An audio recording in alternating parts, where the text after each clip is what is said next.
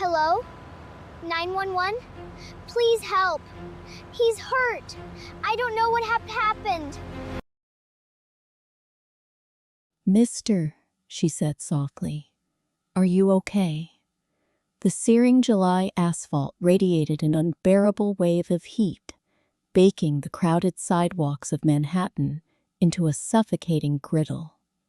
6-year-old Lily stood frozen for a fraction of a second at the bustling intersection of 5th Avenue and 53rd Street before dropping to her knees. She clutched a brown paper pharmacy bag tightly against her chest, the pills inside representing the fragile life of her ailing mother. All around her, the ruthless city maintained its relentless, deafening pace, with businessmen screaming into expensive mobile phones and yellow cabs roaring past. None of the passing adults cared about the tall, imposing man in the ruined custom black suit who had just collapsed face down. His breath was shallow and jagged, his pale face pressed against the filthy concrete as his heart betrayed him in broad daylight. A collective gasp rippled through the immediate crowd, but instead of rushing forward to help, the onlookers recoiled in sheer panic. One young man casually lifted his smartphone to record the dying Mafia lord for online views, while others stepped back as if contagious. Murphy Moretti, the undisputed ruler of the city's darkest underworld empires, was dying right here on a public sidewalk, completely abandoned. Lily did not hesitate, her small and steady hands abandoning the pharmacy bag for just a moment to touch his broad, expensive shoulder. She had learned at an agonizingly early age that waiting for others to do the right thing was a luxury the poor could never afford. "Mister, can you hear me?" she repeated, her voice remarkably clear and devoid of the hysterical panic typical of her young age. Murphy's dark, exhausted eyes fluttered open behind heavy lids, staring up in absolute disbelief at the tiny blonde child hovering above him.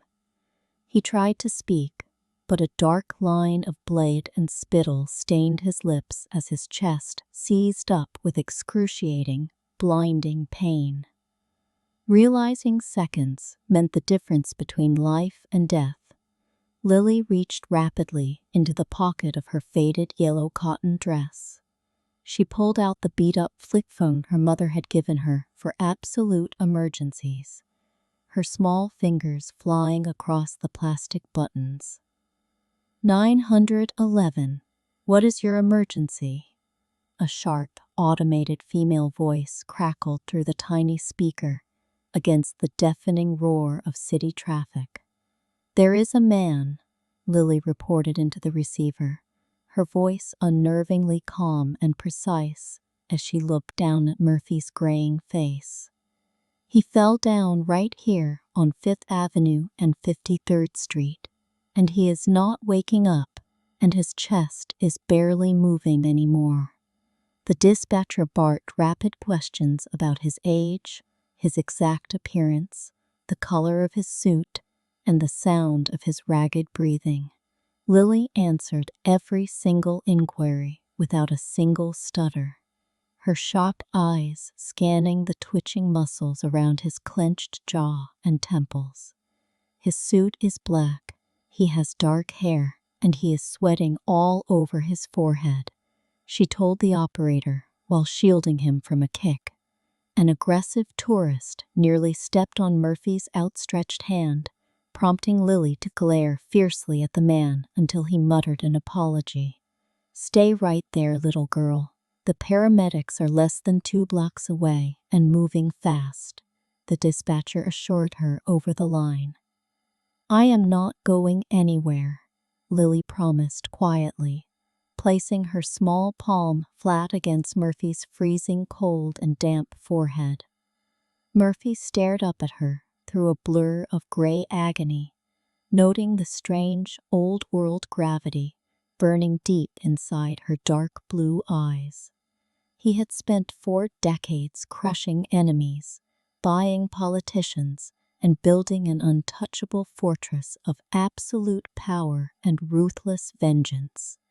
Yet, when his heart finally gave out under the crushing weight of stress and corruption, his entire empire amounted to less than zero.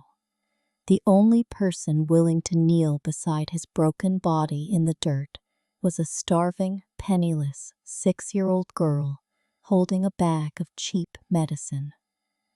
A distant, piercing wail cut through the heavy summer air as a red and white ambulance violently parted the sea of unyielding traffic. The vehicle screeched to a halt right beside the curb, and 2 burly paramedics jumped out with heavy medical kits and a stretcher. "Get back, kid. Let us handle this," one paramedic ordered gently, pushing past the circle of onlookers to reach the fallen Titan. Lily silently stepped aside, scooping up her brown pharmacy bag from the hot ground and brushing away a smudge of street dust. One paramedic glanced down at her stunned, noticing the complete lack of tears or trembling on her remarkably composed, pale face. "You did good, sweetheart.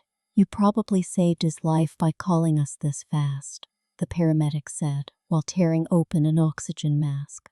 Lily gave a single, quiet nod, offering no smile, no dramatic speech, and no expectation of a reward or a pat on the head. She turned her small body away from the commotion and resumed her lonely walk home, disappearing instantly into the rushing crowd. Inside the back of the speeding ambulance, Murphy Moretti fought desperately against the darkness threatening to consume his consciousness entirely. The girl," he managed to rasp out, his iron fingers weakly grabbing the sleeve of a paramedic's blue uniform shirt. "Save your strength, sir. You had a massive cardiac event. You need to stay completely still." The frantic paramedic ordered him back. Find the blonde girl," Murphy whispered before slipping entirely into the cold, black abyss of unconsciousness and medical shock. Across town, far away from the flashing hospital lights and the glittering towers of Manhattan, the air grew thick and heavy in Sutter Avenue. Lily pushed open the heavy rusted iron door of her apartment building, her small legs aching fiercely from the long and brutal journey. The lobby smelled of damp concrete, old garbage, and decades of forgotten sorrow, a stark contrast to the wealthy avenues downtown. She climbed 3 flights of creaking stairs in the dim, flickering fluorescent light, her canvas sneakers scuffing softly against each step.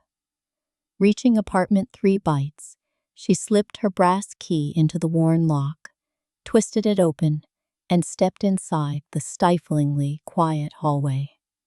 "Mom, I'm home," she called out softly, dropping her backpack by the door and kicking off her shoes with a tired little sigh.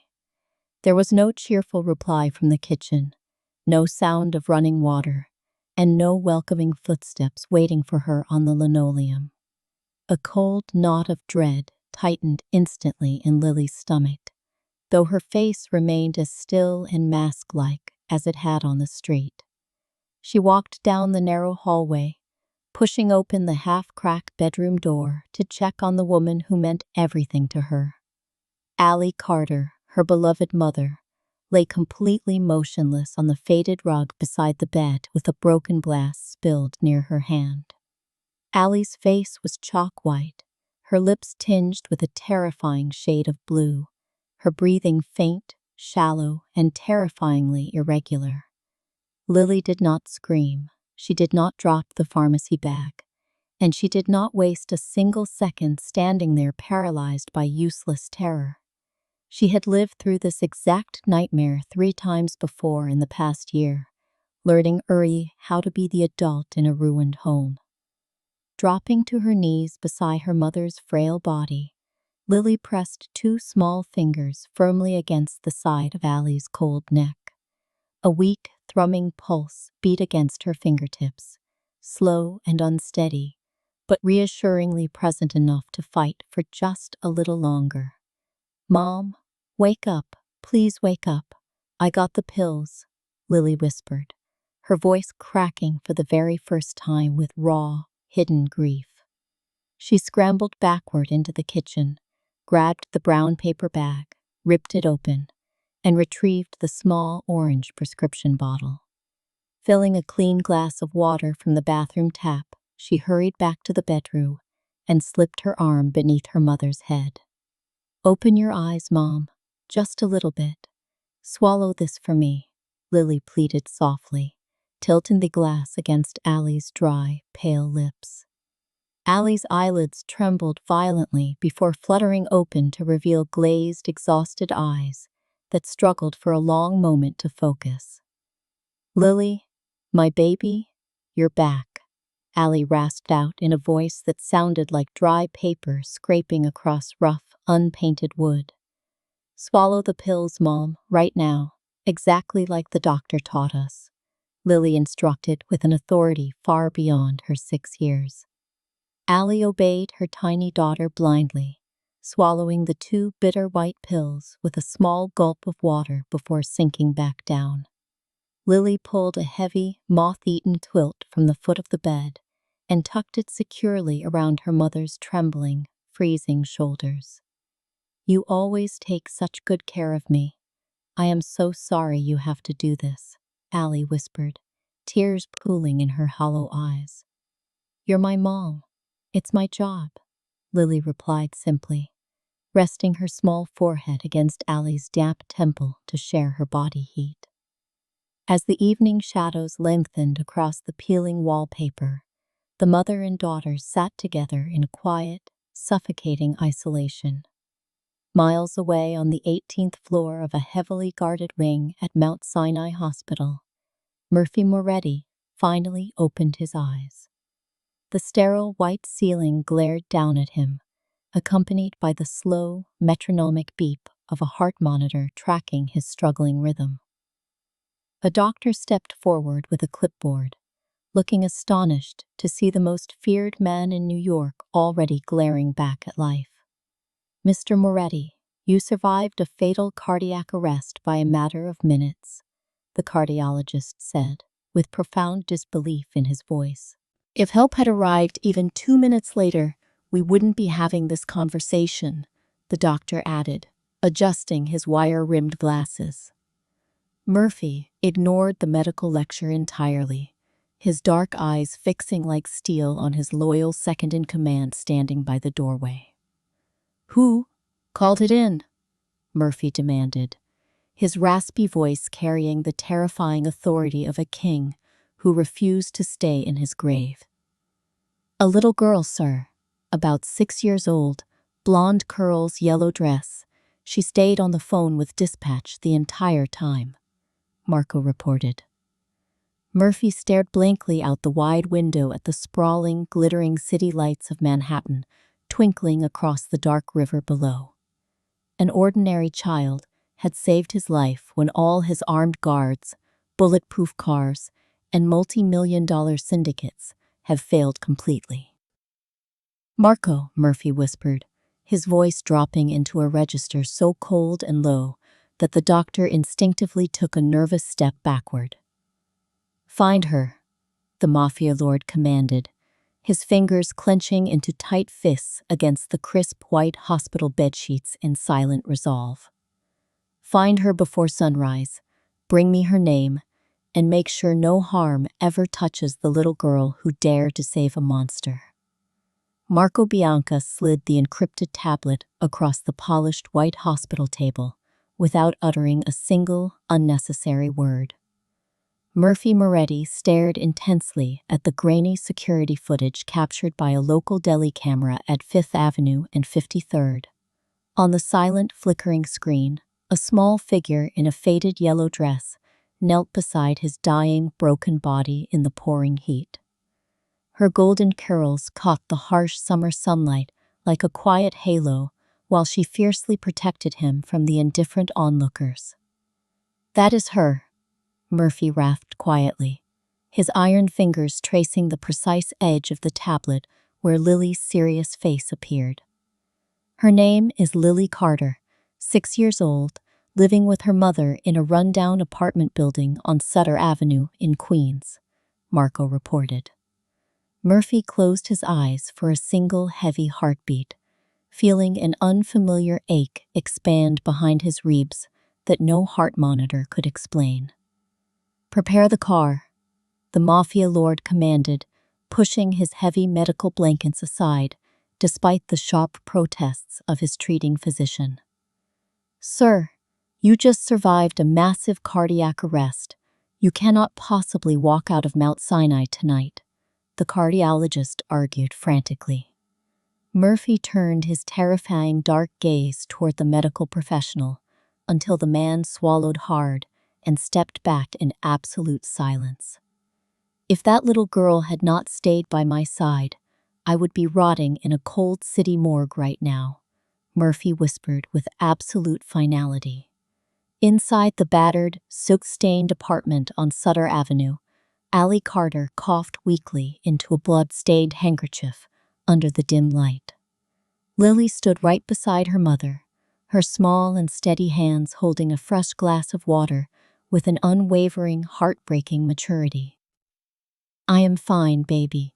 Mommy is just a little tired tonight," Allie lied softly, stroking her daughter's wild blonde curls with a trembling hand. They both knew the bitter and terrifying truth, but neither of them dared to speak the word that hung heavily in the suffocating room. Outside, on the cracked asphalt of the narrow street, a sleek black luxury sedan slid silently to a halt beneath a flickering street lamp. Marco stepped out first from the passenger side, scanning the dark shadows before holding the rear door open for his powerful boss. Murphy stepped onto the rough pavement, smelling the cheap fried food and damp garbage that defined a world he had abandoned decades ago. He walked into the stinking lobby, ignored the broken elevator with its handwritten out-of-service sign, and climbed the 3 dark flights. 911. What is your emergency?" A sharp, automated female voice crackled through the tiny speaker against the deafening roar of city traffic. "There is a man," Lily reported into the receiver, her voice unnervingly calm and precise as she looked down at Murphy's graying face. "He fell down right here on 5th Avenue and 53rd Street, and he is not waking up, and his chest is barely moving anymore."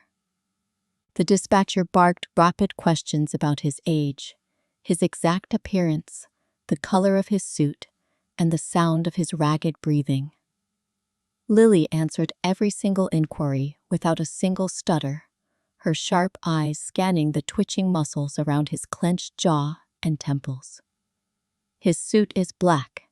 He has dark hair, and he is sweating all over his forehead," she told the operator while shielding him from a kick.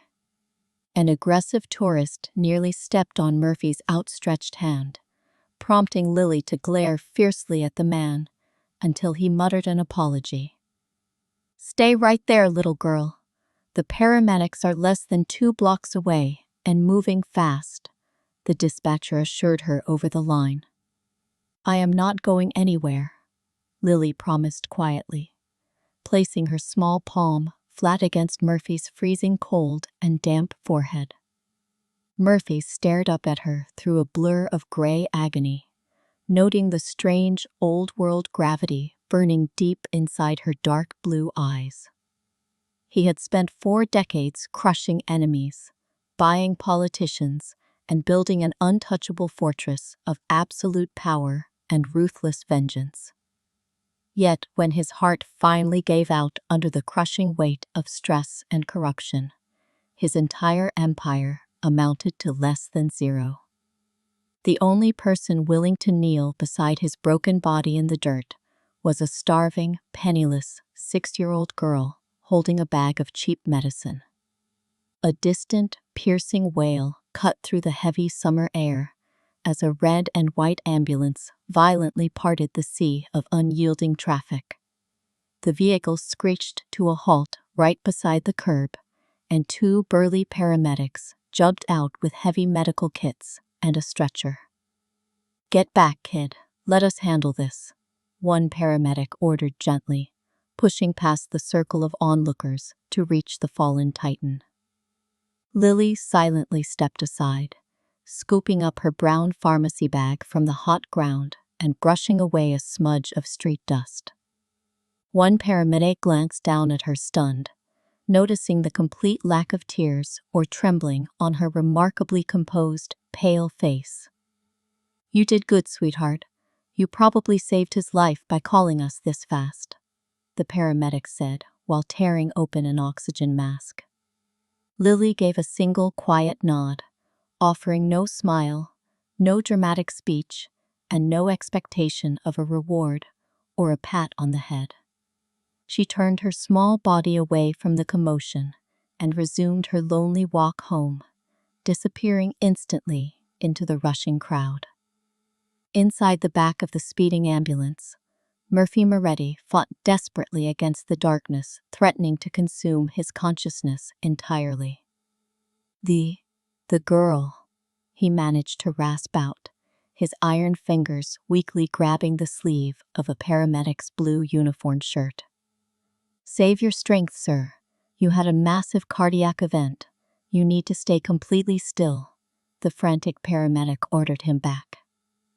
Find the blonde girl," Murphy whispered, before slipping entirely into the cold black abyss of unconsciousness and medical shock. Across town, far away from the flashing hospital lights and the glittering towers of Manhattan, the air grew thick and heavy in Sutter Avenue. Lily pushed open the heavy, rusted iron door of her apartment building, her small legs aching fiercely from the long and brutal journey. The lobby smelled of damp concrete, old garbage, and decades of forgotten sorrow, a stark contrast to the wealthy avenues downtown. She climbed 3 flights of creaking stairs in the dim, flickering fluorescent light, her canvas sneakers scuffing softly against each step. Reaching apartment 3 bites, she slipped her brass key into the worn lock, twisted it open, and stepped inside the stiflingly quiet hallway. "Mom, I'm home," she called out softly, dropping her backpack by the door and kicking off her shoes with a tired little sigh. There was no cheerful reply from the kitchen, no sound of running water, and no welcoming footsteps waiting for her on the linoleum. A cold knot of dread tightened instantly in Lily's stomach, though her face remained as still and mask-like as it had on the street. She walked down the narrow hallway, pushing open the half-cracked bedroom door to check on the woman who meant everything to her. Allie Carter, her beloved mother, lay completely motionless on the faded rug beside the bed, with a broken glass spilled near her hand. Allie's face was chalk white, her lips tinged with a terrifying shade of blue, her breathing faint, shallow, and terrifyingly irregular. Lily did not scream, she did not drop the pharmacy bag, and she did not waste a single second standing there paralyzed by useless terror. She had lived through this exact nightmare 3 times before in the past year, learning early how to be the adult in a ruined home. Dropping to her knees beside her mother's frail body, Lily pressed 2 small fingers firmly against the side of Allie's cold neck. A weak, thrumming pulse beat against her fingertips, slow and unsteady, but reassuringly present enough to fight for just a little longer. "Mom, wake up, please wake up, I got the pills," Lily whispered, her voice cracking for the very first time with raw, hidden grief. She scrambled backward into the kitchen, grabbed the brown paper bag, ripped it open, and retrieved the small orange prescription bottle. Filling a clean glass of water from the bathroom tap, she hurried back to the bedroom and slipped her arm beneath her mother's head. "Open your eyes, Mom. Just a little bit. Swallow this for me," Lily pleaded softly, tilting the glass against Allie's dry, pale lips. Allie's eyelids trembled violently before fluttering open to reveal glazed, exhausted eyes that struggled for a long moment to focus.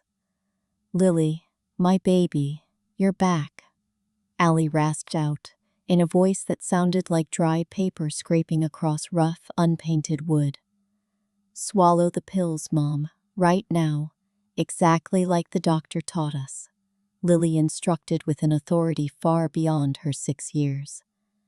Allie obeyed her tiny daughter blindly, swallowing the 2 bitter white pills with a small gulp of water before sinking back down. Lily pulled a heavy, moth-eaten quilt from the foot of the bed and tucked it securely around her mother's trembling, freezing shoulders. "You always take such good care of me. I am so sorry you have to do this," Allie whispered, tears pooling in her hollow eyes. "You're my mom. It's my job," Lily replied simply, resting her small forehead against Allie's damp temple to share her body heat. As the evening shadows lengthened across the peeling wallpaper, the mother and daughter sat together in quiet, suffocated isolation. Miles away on the 18th floor of a heavily guarded wing at Mount Sinai Hospital, Murphy Moretti finally opened his eyes. The sterile white ceiling glared down at him, accompanied by the slow, metronomic beep of a heart monitor tracking his struggling rhythm. A doctor stepped forward with a clipboard, looking astonished to see the most feared man in New York already glaring back at life. "Mr. Moretti, you survived a fatal cardiac arrest by a matter of minutes," the cardiologist said with profound disbelief in his voice. "If help had arrived even 2 minutes later, we wouldn't be having this conversation," the doctor added, adjusting his wire-rimmed glasses. Murphy ignored the medical lecture entirely, his dark eyes fixing like steel on his loyal second-in-command standing by the doorway. "Who called it in?" Murphy demanded, his raspy voice carrying the terrifying authority of a king who refused to stay in his grave. "A little girl, sir, about 6 years old, blonde curls, yellow dress. She stayed on the phone with dispatch the entire time," Marco reported. Murphy stared blankly out the wide window at the sprawling, glittering city lights of Manhattan twinkling across the dark river below. An ordinary child had saved his life when all his armed guards, bulletproof cars, and multi-million-dollar syndicates had failed completely. "Marco," Murphy whispered, his voice dropping into a register so cold and low that the doctor instinctively took a nervous step backward. "Find her," the Mafia lord commanded, his fingers clenching into tight fists against the crisp white hospital bedsheets in silent resolve. "Find her before sunrise, bring me her name, and make sure no harm ever touches the little girl who dared to say a monster." Marco Bianchi slid the encrypted tablet across the polished white hospital table without uttering a single unnecessary word.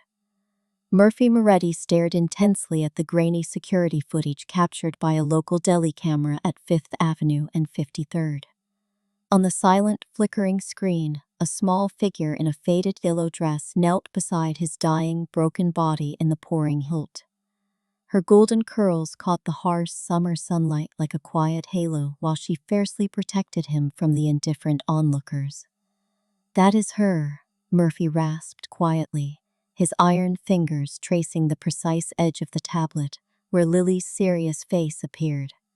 "Her name is Lily Carter, 6 years old, living with her mother in a rundown apartment building on Sutter Avenue in Queens," Marco reported. Murphy closed his eyes for a single, heavy heartbeat, feeling an unfamiliar ache expand behind his ribs that no heart monitor could explain. "Prepare the car," the Mafia lord commanded, pushing his heavy medical blankets aside, despite the sharp protests of his treating physician. "Sir, you just survived a massive cardiac arrest. You cannot possibly walk out of Mount Sinai tonight, the cardiologist argued frantically. Murphy turned his terrifying dark gaze toward the medical professional until the man swallowed hard and stepped back in absolute silence. If that little girl had not stayed by my side, I would be rotting in a cold city morgue right now, Murphy whispered with absolute finality.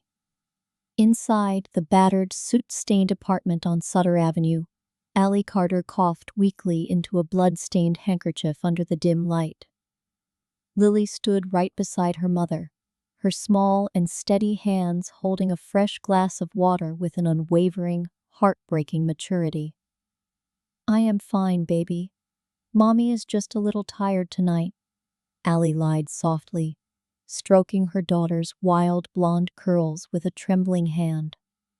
They both knew the bitter and terrifying truth, but neither of them dared to speak the word that hung heavily in the suffocating room. Outside on the cracked asphalt of the narrow street, a sleek black luxury sedan slid silently to a halt beneath a flickering street lamp. Marco stepped out first from the passenger side, scanning the dark shadows before holding the rear door open for his powerful boss. Murphy stepped onto the rough pavement, smelling the cheap fried food and damp garbage that defined a world he had abandoned decades ago. He walked into the stinking lobby, ignored the broken elevator with its handwritten out-of-service sign, and climbed the 3 dark flights.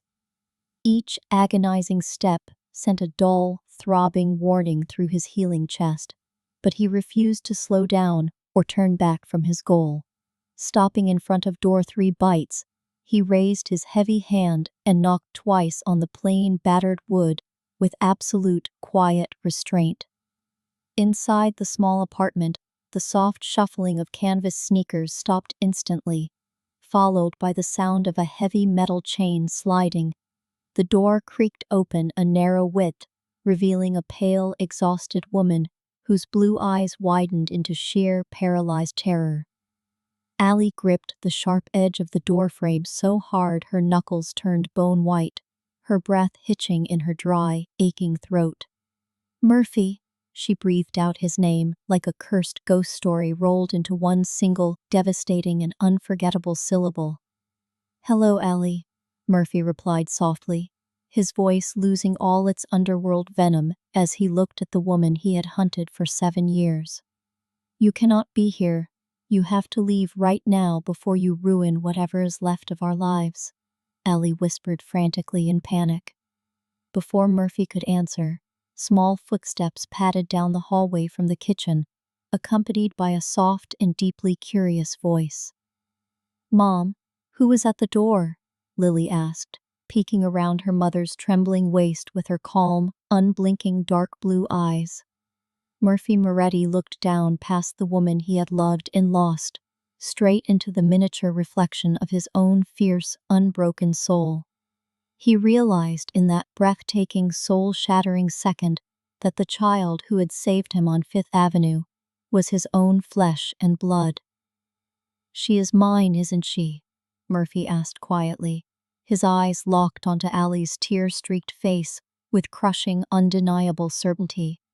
Allie closed her eyes for a long, agonizing moment, tears finally spilling over her lashes as her last line of defense crumbled to dust. Yes, she whispered, stepping aside to let the king of the dark underworld step into the poor, humble light of his daughter's home. The small kitchen of apartment 3 Bites seemed to shrink instantly under the towering presence of the man who commanded half the eastern seaboard. Murphy stood motionless near the doorway, his dark eyes absorbing every single detail of the poverty that had surrounded his child for years. There were no expensive toys, no soft carpets, no security guards, only a stack of schoolbooks and cheap daisies wilting in a glass jar. Lily stared up at him without a single trace of fear, her small hand gently resting against her mother's trembling leg for comfort. You're the man from the street, Lily said softly, breaking the tense silence with a statement that made Murphy's breath hitch. Yes, I am, Murphy answered, dropping slowly to one knee so he was eye level with the girl who had pulled him back from death. Your suit is clean now, Lily observed gravely, tilting her head slightly as she inspected the expensive fabric of his dark wool coat. It is, Murphy replied, a rare, genuine softness touching the hard corners of his mouth as he looked into her dark blue eyes. Allie sank slowly into a kitchen chair, her face buried in her hands as the terrible reality of their intertwined fates finally sank in. How did you find us, Murphy? Allie asked, her voice trembling with a mixture of exhaustion, lingering fear, and absolute defeat. Marco found the deli footage from Fifth Avenue within hours of my awakening, Murphy explained without breaking eye contact with Lily. You saved my life, Lily, Murphy said, reaching out a large, calloused hand toward her before stopping himself just in time. My mom taught me to help people when they fall down, Lily replied simply, as if saving a billionaire mafia lord was an everyday chore. Murphy felt a hot crick behind his eyelids, a sensation he had not experienced since he was a frightened boy on the docks of Palermo. Your mother taught you well, Murphy whispered, looking back up at Allie, who was staring at him with a lifetime of unresolved grief. I ran away because I saw what you were, Murphy, and I swore my child would never live in the shadow of blood and sudden death, Allie said. And yet, despite rolling across the city, the shadow found you anyway, Murphy noted grimly, standing back up to his full height. It found us because of you, Allie countered bitterly, though her voice lacked the fierce strength it had possessed 7 years ago. No, Allie, Murphy said with absolute, chilling certainty. It found us because fate decided we were never meant to stay apart forever. He stepped closer to the table, pulling a thick envelope from the inner pocket of his coat and laying it gently on the worn wood. There are $50,000 in cash inside this envelope, and a medical team from Mount Sinai waiting outside in the street, Murphy said. I will not take your dirty blood money, Murphy, Allie snapped instantly, her weak frame straightening with a surge of desperate pride. It is not charity, Allie. It is rent for the past 7 years of debt I owe you and our daughter for keeping her safe, Murphy replied coldly. And the medical team is non-negotiable because Dr. Keller will examine your failing heart and brain tumor starting tomorrow morning. Allie froze completely, her hands dropping away from her pale face as her eyes widened in utter shock at his terrifyingly accurate words. How could you possibly know about that? Allie whispered, her voice reduced to a terrified, breathless rasp of disbelief. I am Murphy Moretti, Allie. Nothing of consequence happens in this city without my knowledge for long, he answered quietly. Except for the fact that I existed, Allie shot back, with a flash of her old, defiant spirit that had captured his heart long ago. That mistake has not been permanently corrected, Murphy declared, turning his attention back to Lily, who was watching them quietly. Lily, would you like to pack a small bag? Murphy asked gently, crouching down once more to be eye level with his brilliant daughter. Are we going somewhere nice? Lily asked, her sharp mind already calculating the changes happening around her tiny universe. We are going to a house with big windows, a green garden, and a room where you can paint all day without running out of paper, he said. Lily looked up at her mother, seeking permission the way well-raised children always do, regardless of the strange men appearing in their lives. Allie looked at Murphy, then down at her daughter, knowing deep in her failing heart that she could no longer protect Lily all by herself. Go on, baby.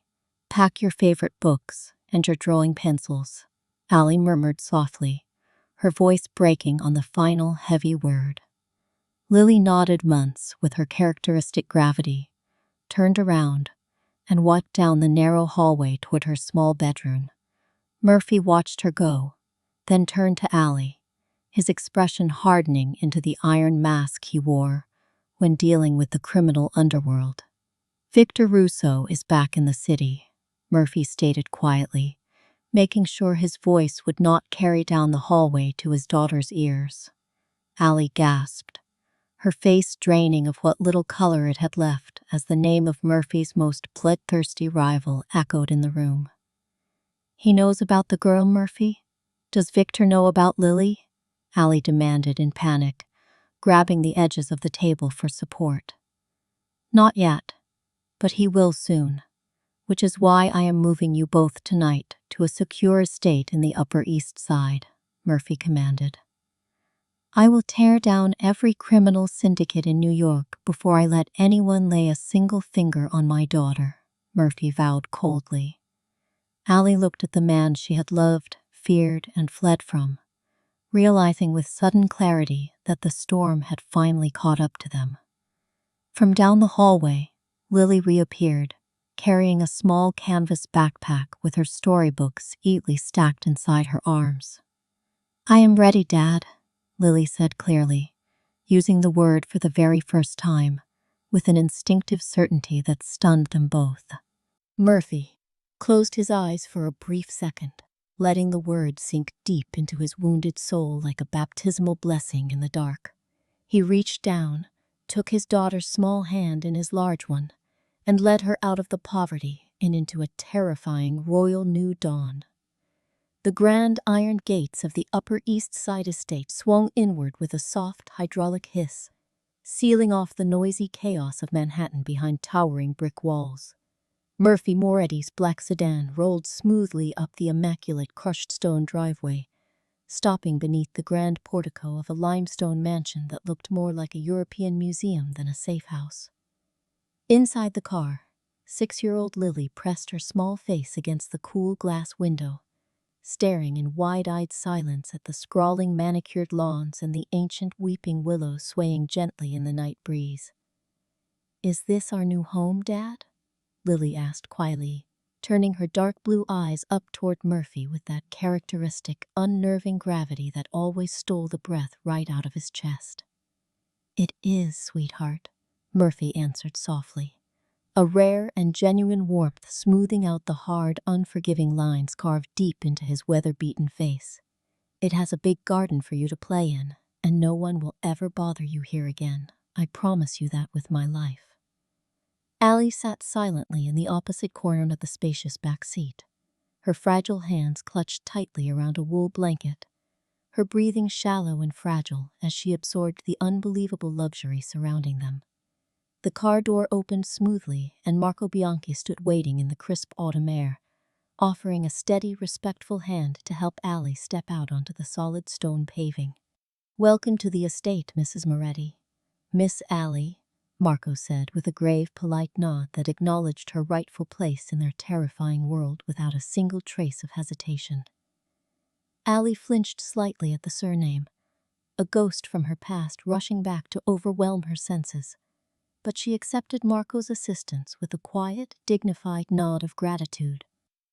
Within minutes, Dr. Emil Keller, the most brilliant and exclusive neurologist in Zurich, was already waiting inside the warmly lit foyer, flanked by 2 private nurses carrying state-of-the-art diagnostic equipment. "Ah, Murphy, you brought her safely," Dr. Keller greeted in his heavy German accent, stepping forward immediately to evaluate Allie's deteriorating physical condition with clinical precision. "Let us get her upstairs to the master suite right away.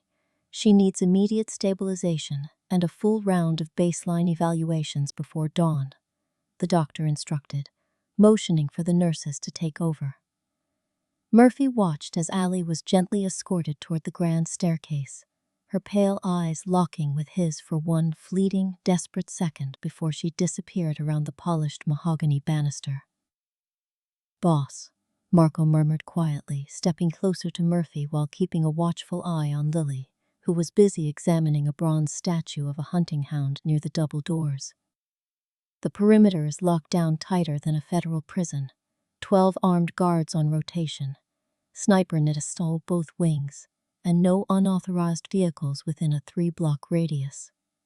Good, Murphy replied coldly, his eyes darkening as the ghost of an old bloody war flickered across his mind.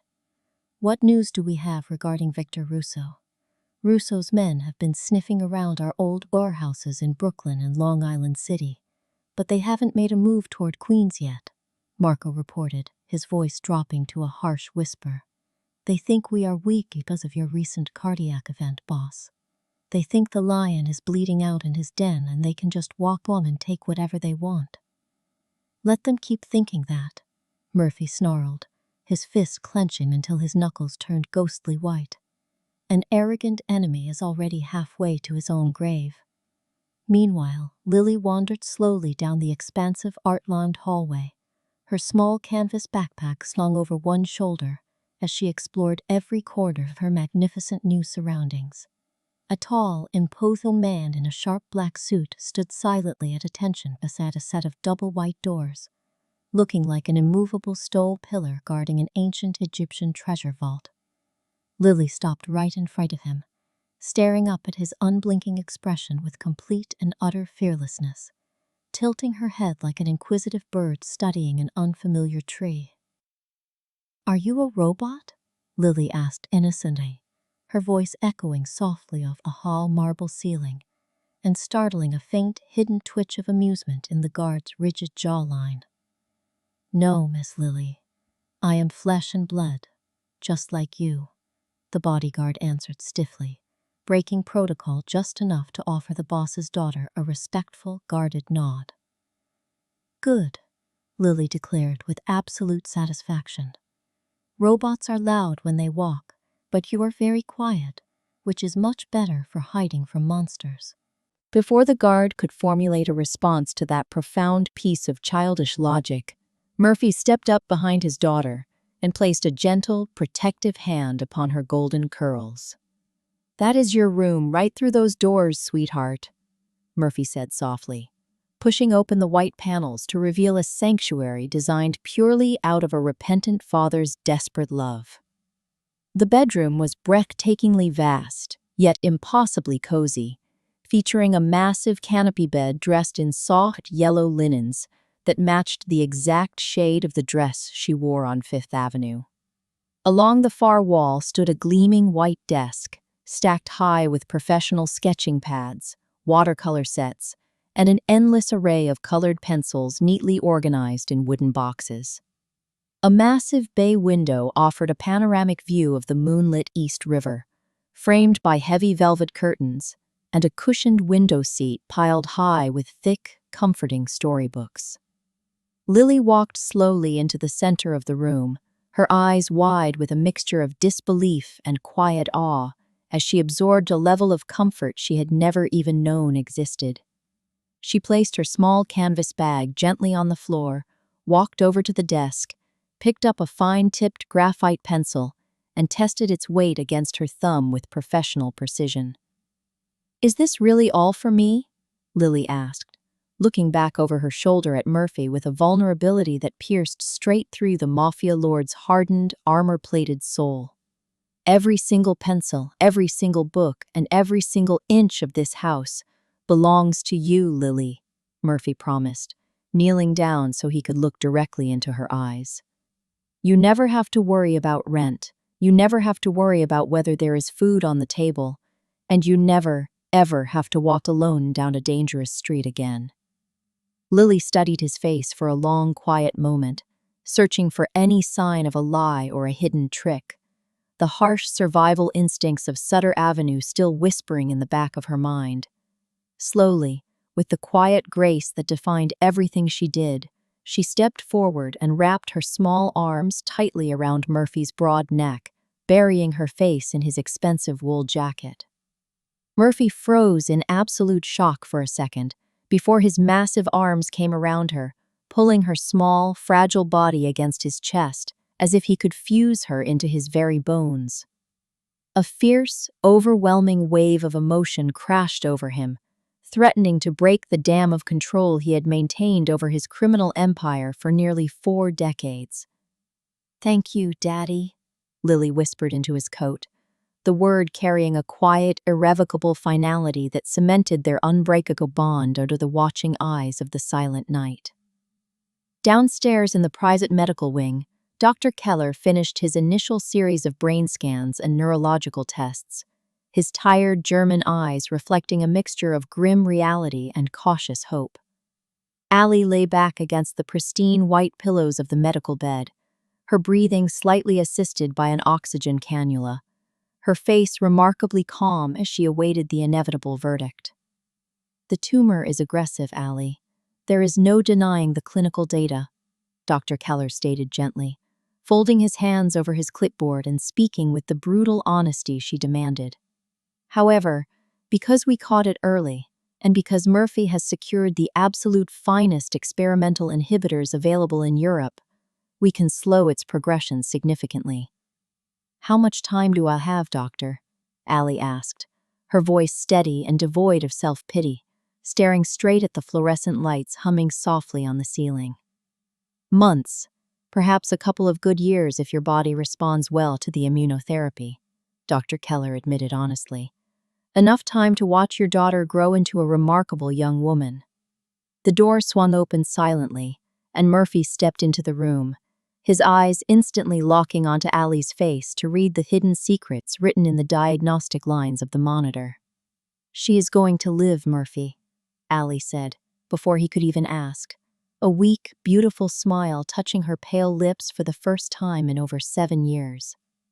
Keller says I have time to be here, time to watch her paint, time to make sure she knows she is loved by both of us. Murphy walked to the side of the bed, gently taking Allie's thin, cold hand in his large, calloused palm, and pressing his lips against her knuckles with a silent, reverent prayer. We are going to beat this, Allie, Murphy vowed, his voice ringing with the absolute power of a man who commanded legions and refused to surrender to death itself. I spent 7 years searching for you in vain.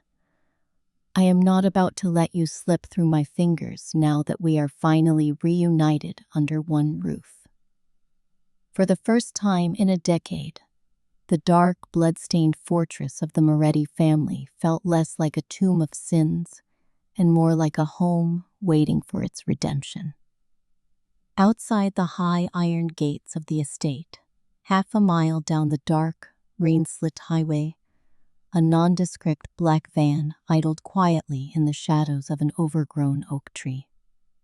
Inside the vehicle, 2 men in leather jackets watched the glowing red taillights of a passing delivery truck while smoking cheap cigarettes in heavy, suffocating silence.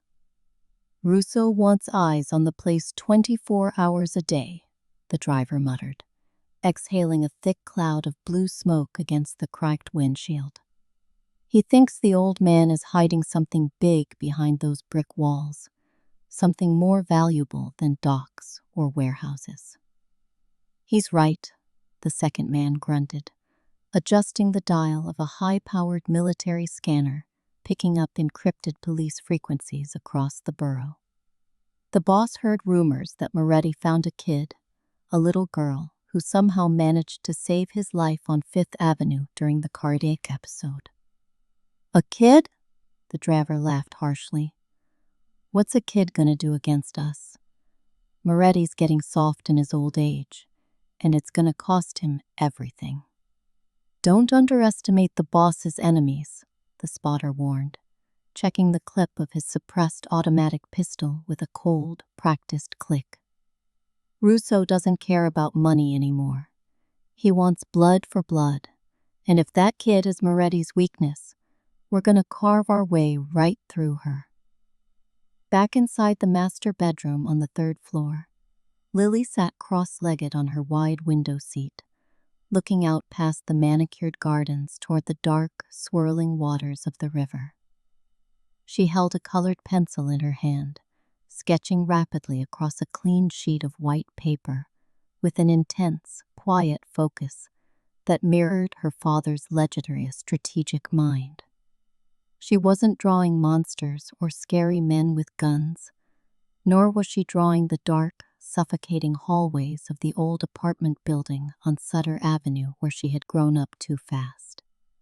Instead, she drew a tall man in a black coat standing beside a woman with long, pale hair, both of them holding hands under a bright, warm sun that never set.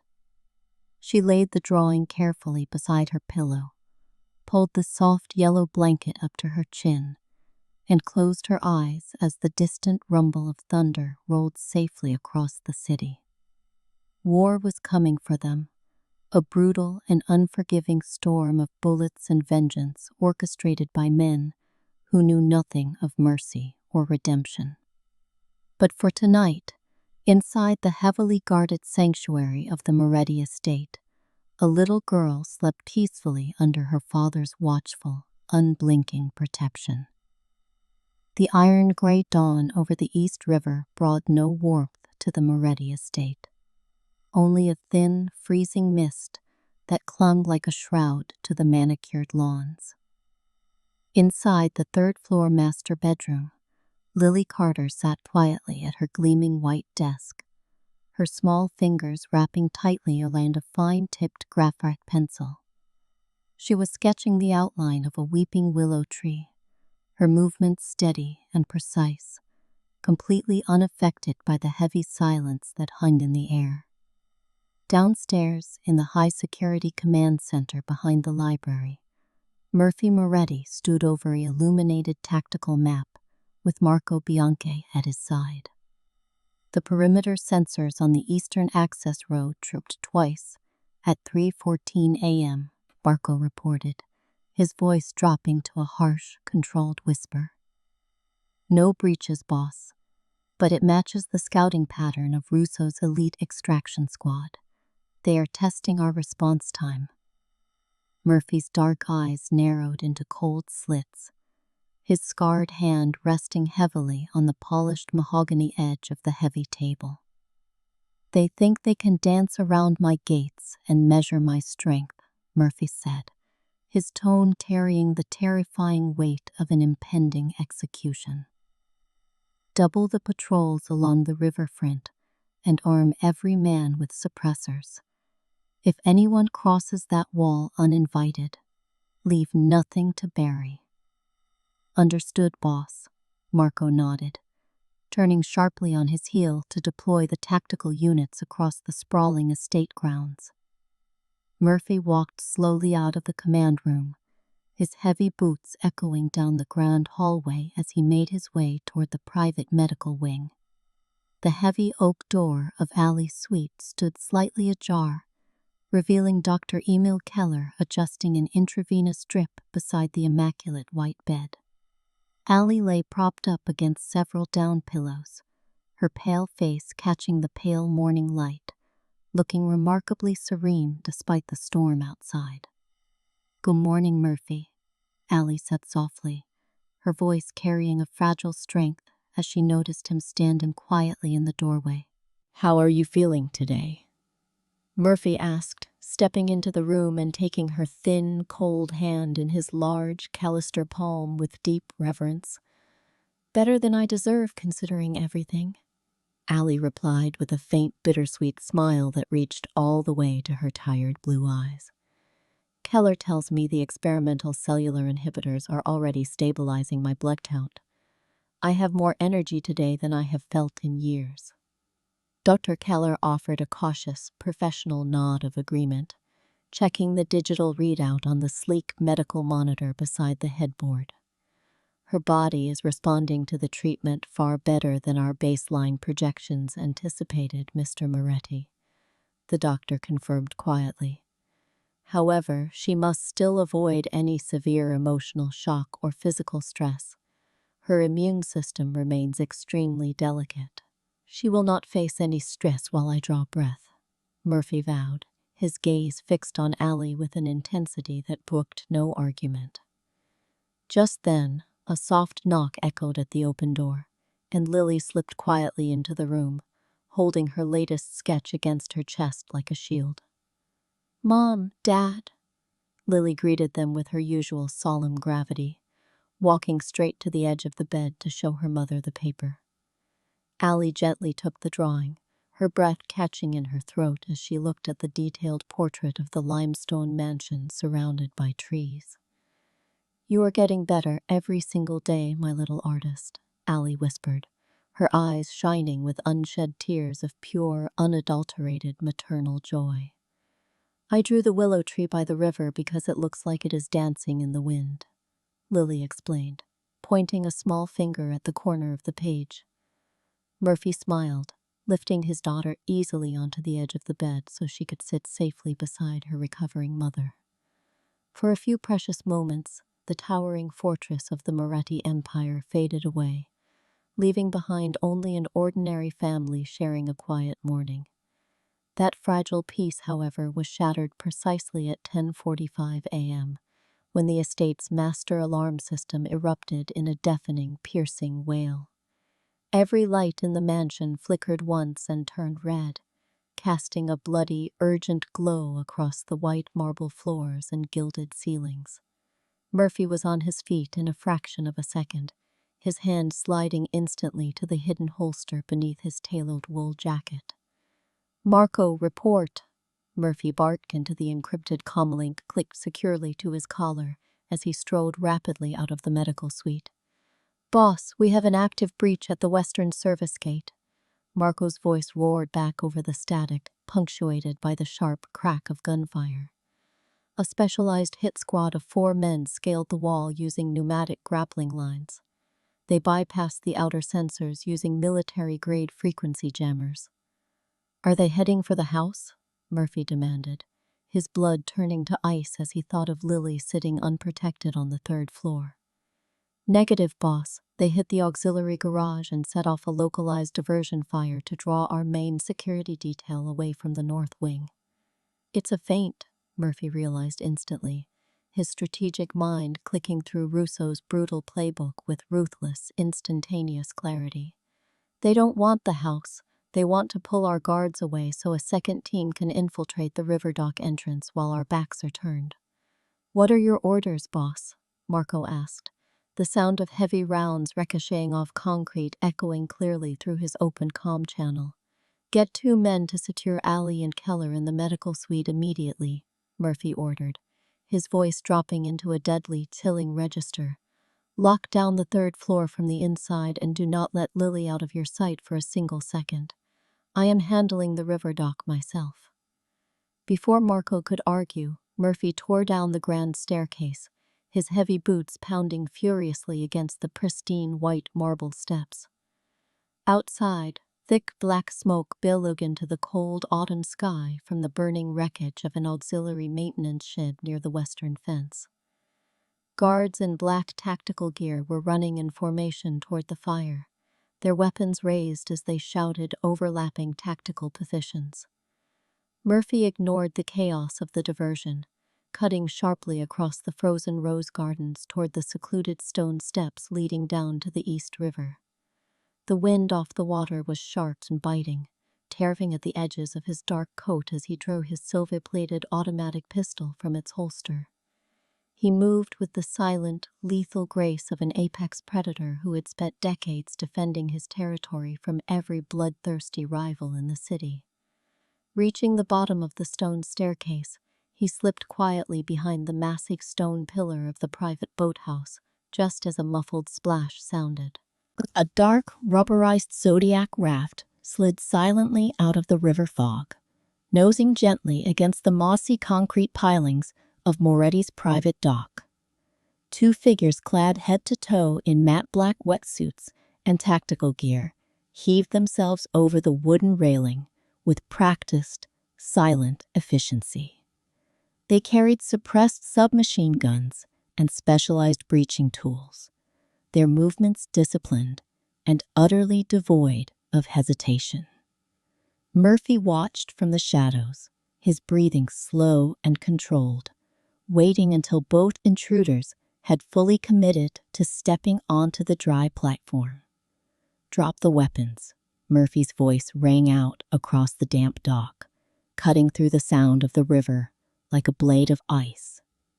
The 2 hitmen spun around in unison with terrifying speed, their muzzles swinging directly toward the source of the unexpected sound. They never even got a chance to pull their triggers.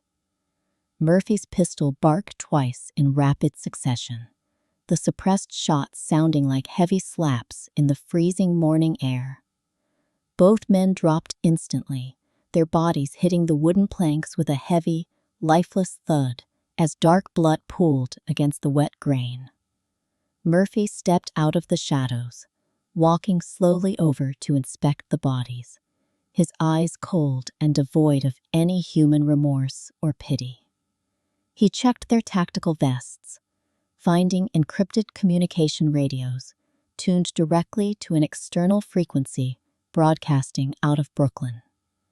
Murphy keyed his own comlink, his voice cold enough to freeze water. "Marco, the dock team is neutralized.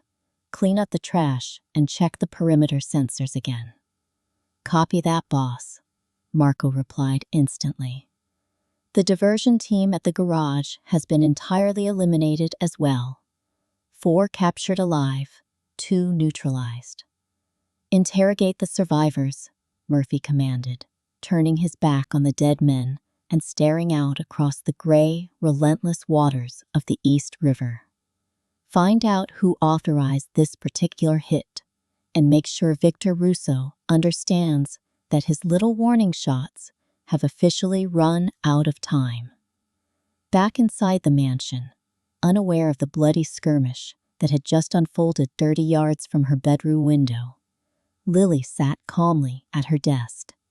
She carefully placed the finishing touches on her drawing of the weeping willow tree, signing her name in the bottom right corner with delicate precision. The heavy wooden door opened slowly, and Marco stepped into the room, his tactical vest slightly scuffed, but his expression completely calm and reassuring. "Everything is safe now, Miss Lily," Marco said respectfully, offering a gentle nod as he looked down at the colorful artwork spread across her desk. "I know," Lily answered simply, not looking up from her papers as she neatly capped 2 rows of colored pencils in their custom wooden box. "My dad went outside to talk to some Boise people, but he always finishes what he starts." Marco stared at the 6-year-old girl in absolute astonishment, realizing with a chill that she understood the violent nature of their world far better than any adult gave her credit for. Down in the command center, Murphy sat at the head of the heavy table, his ruined coat laid across a chair as Dr. Keller bandaged a shallow graze on his left shoulder. "You are getting too old for this kind of rooftop gymnastics, Murphy," Keller scolded gently, pouring antiseptic over a cloned cotton pad. "Maybe so, Emile," Murphy replied, staring down at the encrypted radio he had taken from the dead assassin's vest on the dock. "But until Victor Russo is buried 6 feet under, my family stays inside these walls, and I am the one holding the gun at the front door." The phone on the desk buzzed once, a private line connecting directly to an encrypted receiver that only 3 people in the entire world possessed. Murphy picked up the heavy black handset, pressed it firmly against his ear, and spoke a single, lethal word into the static. "Speak." A familiar, raspy voice echoed through the speaker, carrying a lazy, mocking amusement that made the air in the room drop 10 degrees. "Well, well, well. Looks like the old lion still has a few teeth left in his jaws." Victor Russo's voice purred from the other end of the line. "I admit, sending those 2 boys was a bit clumsy, Murphy. But I just wanted to see if you were still awake in that big museum of yours. You sent men to my home, Victor, and you brought violence within 50 feet of my daughter," Murphy said, his voice dropping into a terrifyingly quiet whisper. "You just signed your own death warrant, and there is not enough money in the world to buy back your life." "Ooh, I am so scared, Murphy," Russo laughed darkly across the connection. Bring your army, bring your guns. Let's see who owns New York by midnight. The line clicked dead with a sharp, harsh tone. Murphy slowly lowered the handset, his eyes burning with an absolute, world-ending fury. The war was no longer a shadow on the horizon. It was here, standing at the gates, and Murphy Moretti was ready to burn the entire criminal underworld to ash.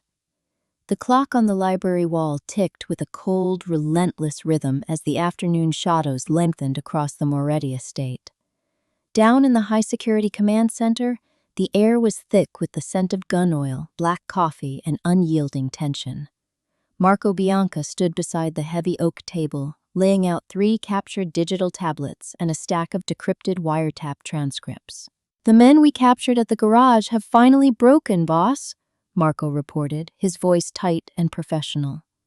"They confirmed that Russo is not playing a game of attrition anymore. He has called in every freelance mercenary and debt-slapped crew across the 5 boroughs.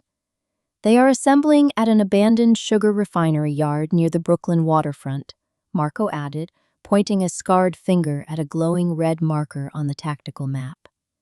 "Russo plans to hit us with a full frontal assault tonight at midnight, using a heavy truck bomb to clear the iron gates before his ground infantry floods the grounds."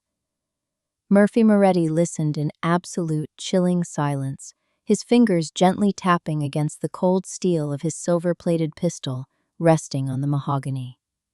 He did not look surprised. A cornered beast always makes the most violent, predictable lunge before its final, pathetic breath. "Let him bring his entire army," Murphy said quietly, his voice carrying the calm, absolute authority of a man who had already made peace with the storm. "We will not wait for him to break our gates. We are going to take the wars straight to his doorstep before midnight even strikes." "All of us, boss?" Marco asked, a rare, fierce grin breaking through his grim expression. "We hit them first?" "We hit them so hard the criminal underworld will remember this night for the next 50 years, Murphy declared, standing up to his full, towering height. "Deploy every loyal soldier we have. Secure the perimeter with tripwire explosives. Move Dr. Keller and Allie to the subterranean panic room beneath the East Wing, and keep 2 elite squads right outside Lily's door." "And what about you, boss?" Marco asked as Murphy strapped his double holster rig across his broad shoulders and adjusted his dark tactical coat. "I am going to pay a very personal visit to Victor Russo," Murphy replied coldly, pulling the slide of his automatic pistol back to chamber, a hollow point round, with a sharp, metallic click. Upstairs on the 3rd floor, unaware of the impending war council or the tactical movements echoing through the mansion, Lily sat quietly by her wide bay window. The autumn sun was sinking fast behind the jagged skyline of Manhattan, painting the sky in violent shades of bruised purple and burning orange. She held her graphite pencil loosely in her small hand, staring down at a fresh sheet of white paper that still remained completely blank. Usually, her mind was filled with clear images: the weeping willow by the river, her mother resting against the soft pillows, or the tall man in the black coat who always kept her safe. Today, however, a strange, heavy anxiety seemed to float in the air, pressing against her chest like an invisible weight she could not quite shake off. The heavy oak door creaked open softly, and Allie stepped into the room, wrapped in a warm wool shawl, her steps slow but steady. "Hey, my little artist," Allie said with a soft, loving smile, walking over to sit beside Lily on the cushioned window seat. "Why is your paper still empty? Are you having trouble deciding what to draw today?"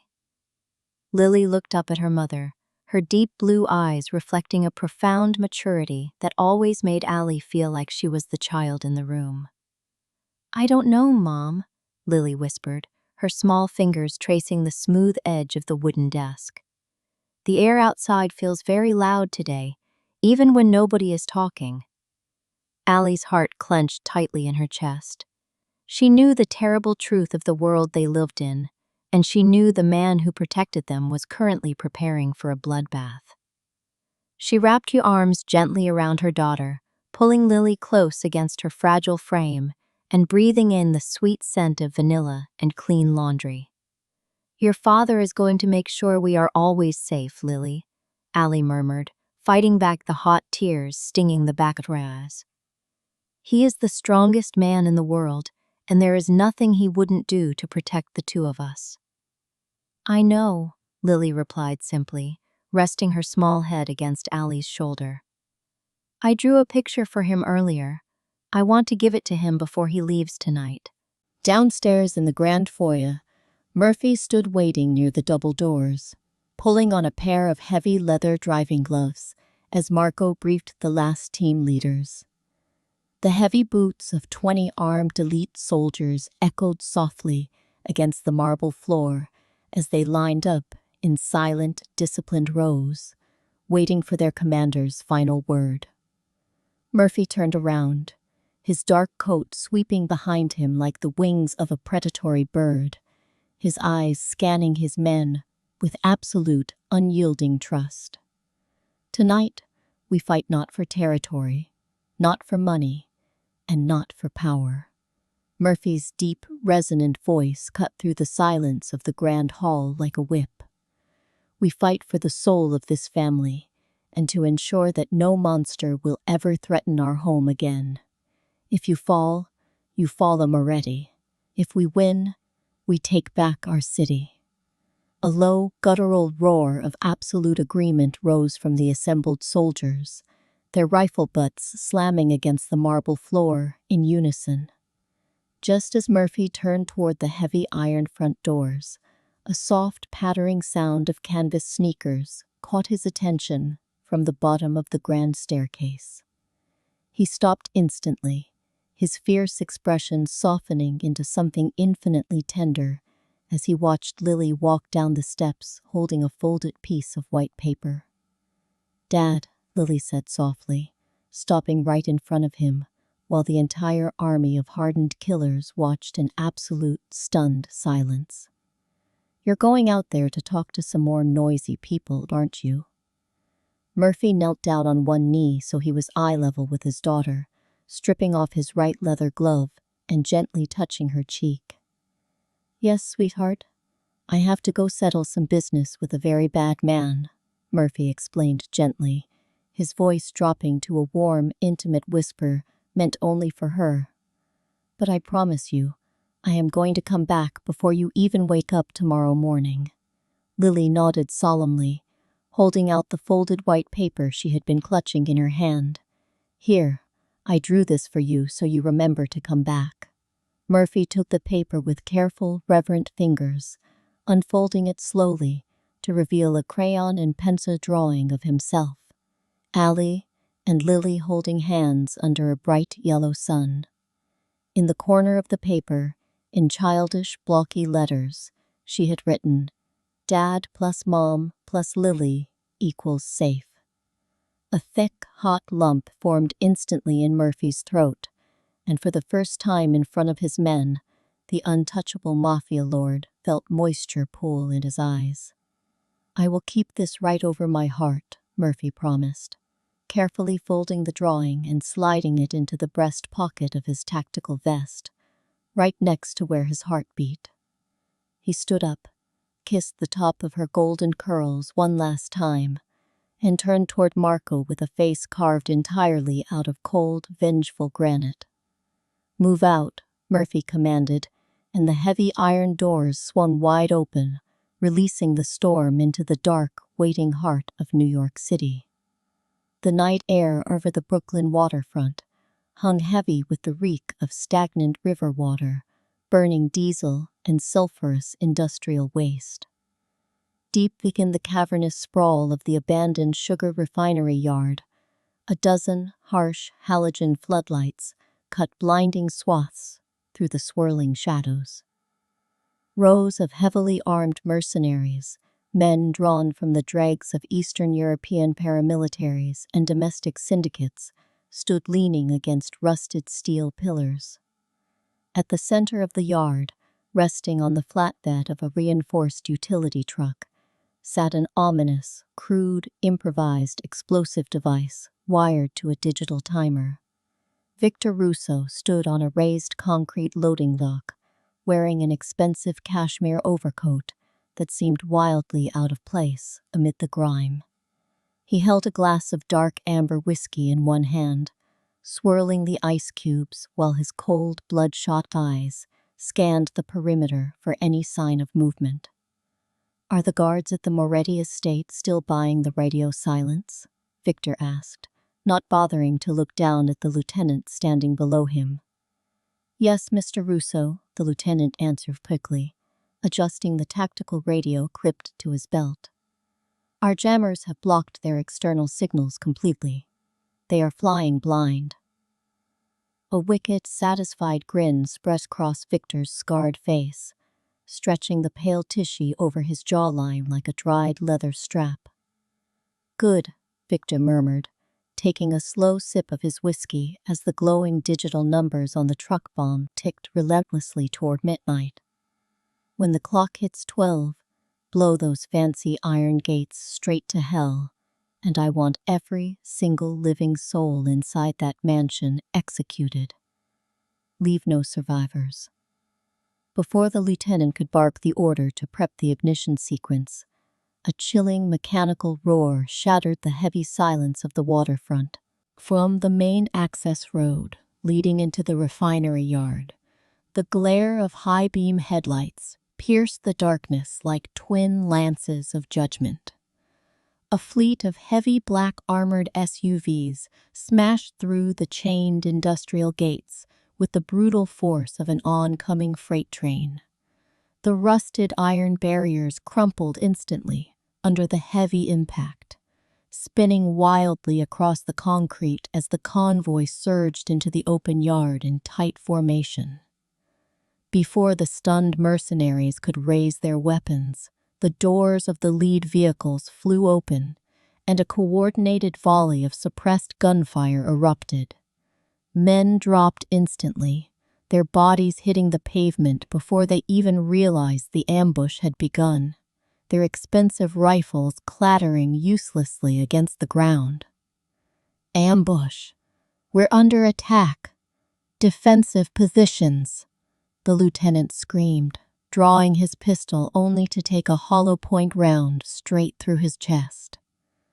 Victor Russo spilled his whiskey, his eyes widening in sheer, paralyzed disbelief as he watched his frontline defense disintegrate in less than 30 seconds. "How is this possible?" Victor roared, scrambling backward across the loading dock as shattered glass and sparks rained down around him. They were supposed to be blind. They were supposed to be waiting at the gates. From the passenger door of the central SUV stepped Murphy Moretti, his dark tactical coat snapping violently in the cold wind off the river. He did not rush. He walked forward with the cold, deliberate composure of an executioner stepping onto a scaffold. His double-holstered automatic pistols were already in his hands, spitting controlled, lethal bursts of fire with mechanical precision. Every time Murphy raised his arms, another one of Russo's prized mercenaries dropped to the concrete, neutralizing the threat with absolute finality. "Russo!" Murphy's voice cut through the chaos of gunfire and screaming men, carrying a terrifying resonance that commanded the entire courtyard. "You wanted to see me? You wanted to bring your war to my front door? Here I am." Victor pulled a heavy submachine gun from a rack beside him, his hands shaking with blind rage as he pointed the barrel toward the advancing Mafia lord. "Kill him! Tear him apart!" Victor shrieked to the dozen remaining gunmen scrambling behind overturned fuel barrels and concrete slabs. A hail of stray bullets chewed up the pavement around Murphy's feet, but the Moretti boss did not flinch, rolling swiftly behind the engine block of an abandoned forklift. He returned fire with devastating efficiency, taking out 2 gunmen through the gaps in their cover before reloading with fluid-practiced speed. Behind Murphy, Marco Bianca and his elite squads poured out of the remaining vehicles, flanking the refinery buildings and cutting off every possible escape route. The battle was not a firefight. It was a methodical, unyielding slaughter of men who had dared to threaten the sanctity of a father's home. Smoke billowed into the dark sky, mixing with the acrid smell of cordite and burning rubber, as the mercenaries began to drop their weapons and surrender. Victor Russo realized with a sinking, icy horror that his entire army had been outmaneuvered, outgunned, and utterly destroyed in a matter of minutes. He backed away slowly from the edge of the loading dock, turning sharply toward the keys still dangling in the ignition of the truck bomb. If he couldn't kill Moretti with bullets, he would turn the entire waterfront into a crater and take his rival down in one final, catastrophic blast. His trembling fingers reached out toward the dashboard, brushing against the cold plastic of the key fob, just as a heavy boot slammed down on his wrist.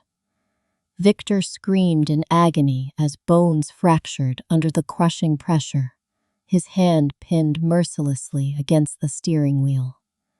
He looked up, gasping for breath, to find Murphy Moretti standing over him, his dark eyes burning with the cold fire of 1,000 righteous suns. "You touched my gate, Victor," Murphy whispered, his voice dangerously soft as he pressed the barrel of his silver pistol directly against Russo's forehead. "You threatened my home, and you dared to bring your filthy hands within 50 feet of my daughter. Murphy, wait. We can talk about this. We can divide the city," Victor whimpered, urine pooling warmth against the fabric of his expensive trousers. "There is nothing to divide," Murphy replied coldly. "You broke the oldest rule of the underworld. You brought a child into a war of men." The single sharp crack of a gunshot echoed across the Brooklyn waterfront, swallowed instantly by the roaring hum of the distant river. Murphy stepped back smoothly, holstering his smoking weapon as Victor Russo slumped lifelessly over the steering wheel of the truck bomb. The countdown timer on the dashboard continued its silent, indifferent blink, flashing 45 seconds remaining until detonation. "Boss, the truck is rigged! We've got less than a minute!" Marco shouted over the radio, running back toward the armored vehicles with his men. "Clear the yard. Fall back to the perimeter," Murphy ordered calmly.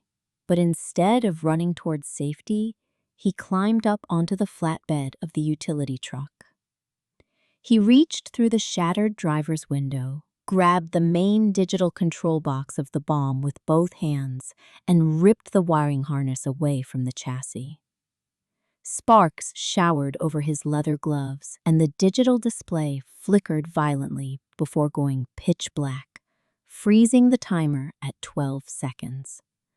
Murphy tossed the neutralized explosive device onto the concrete below, stepped down from the truck, and adjusted the collar of his coat. "Secure the survivors, gather the weapons, and burn what's left of this refinery to the ground," Murphy commanded, looking around the smoking ruins. "The war is over." Marco stared at his boss in stunned admiration, nodding sharply as the remaining Moretti soldiers moved out to secure the perimeter and clean the yard. An hour later, the black armored convoy rolled smoothly back through the iron gates of the Upper East Side estate, entering a sanctuary of absolute peace. Murphy stepped out of the car, his boots crunching softly against the gravel drive, feeling the heavy weight of the night slowly lift from his shoulders. He walked quietly into the mansion, bypassing the grand foyer, and made his way up the sweeping marble staircase toward the third floor. The hallway was bathed in the soft amber glow of nightlights, silent and serene, untouched by the blood and fire that had just purged the city. He stopped outside Lily's bedroom door, pushing it open just a fraction of an inch to peer inside the warm, softly lit sanctuary. Lily was fast asleep in her wide canopy bed, her breathing deep and even, hugging her soft yellow blanket close against her chest. On the bedside table, resting right beside a stack of clean storybooks, lay the crayon and pencil drawing she had given him before he left. Dad plus Mom plus Lily equals safe. Murphy reached into the breast pocket of his tactical vest, pulled out the folded paper, and placed it gently beside the original on the table. He leaned down, brushed a stray golden curl away from his daughter's peaceful forehead, and pressed a tender, lingering kiss against her skin. "You're safe now, sweetheart," Murphy whispered into the quiet dark, knowing that the monsters of the world would never reach her again. "Daddy's home." The golden sunlight of a crisp autumn afternoon poured unhindered through the massive bay windows of the Moretti estate, bathing the grand library in a warm amber glow. Outside, the manicured lawns stretched peacefully toward the sparkling waters of the East River, where a gentle breeze rustled the changing leaves of the ancient weeping willows. Inside, the atmosphere was a stark contrast to the blood, smoke, and violence that had consumed the city only 48 hours prior. Lily Carter sat at her polished mahogany desk, her small, focused brow furrowed slightly as she concentrated on a brand new sheet of heavy watercolor paper. Her tiny hand moved with incredible grace, wielding a fine brush loaded with vibrant blue pigment to capture the exact shade of the river she watched every morning. A few feet away, seated in a high-backed leather armchair, Murphy Moretti watched her with an expression of quiet, reverent wonder that he hid from the rest of the world. The heavy burden of the criminal empire, the endless cycles of retaliation, and the cold paranoia of a hunted king had all melted away under the quiet gravity of his daughter's presence. He held a porcelain cup of black coffee in his scarred hand, though it had grown entirely cold as he lost himself simply in the ordinary rhythm of her breathing. "You're staring again, Dad," Lily said softly without looking up from her painting, a tiny, knowing smile playing at the very corners of her lips. Murphy blinked, a rare and genuine chuckle rumbling deep within his chest as he set the cold coffee cup down on the low wooden table beside him. "Is it that obvious?" Murphy asked, shifting his broad frame in the oversized armchair to get a better look at her work. "Very obvious," Lily replied, dipping her brush into a small dish of clean wire before selecting a bright yellow hue to paint the scene overhead. "Mom says staring is impolite, but I suppose I can forgive you because you are my dad." "I will keep that gracious pardon in mind," Murphy smiled warmly, standing up and walking over to lean gently against the edge of her desk. How is the masterpiece coming along? Does it need an expert critic? Or is it already too advanced for my untrained eyes? Lily turned the thick paper toward him, revealing a breathtaking landscape of the estate's garden, the river, and 3 small figures standing happily on the shore. In the center of the painting stood a tall man in a dark coat, a woman with pale, flowing hair, and a little girl holding a small yellow pharmacy bag. Murphy's breath hitched sharply in his throat, the sudden, overwhelming swell of emotion threatening to break the absolute control he prided himself on. "It's beautiful, Lily," Murphy whispered, his voice trembling ever so slightly as his rough thumb brushed gently against the corner of the dry paper. "It's us," Lily stated simply, her dark blue eyes locking onto his with that intense, old-world wisdom that always made him feel completely transparent. "And nobody is ever going to take us apart again, right?" "Never," Murphy vowed, his voice dropping into a register of absolute, unbreakable certainty that echoed through the quiet, sunlit room like a sacred oath. "Not an army, not a rival, and not the entire world combined. My life belongs to keeping this family safe, and I intend to honor that promise until my last breath." The heavy oak library doors opened silently, and Allie glided into the room, wrapped in a soft cashmere cardigan, looking healthier and more radiant than she had in years.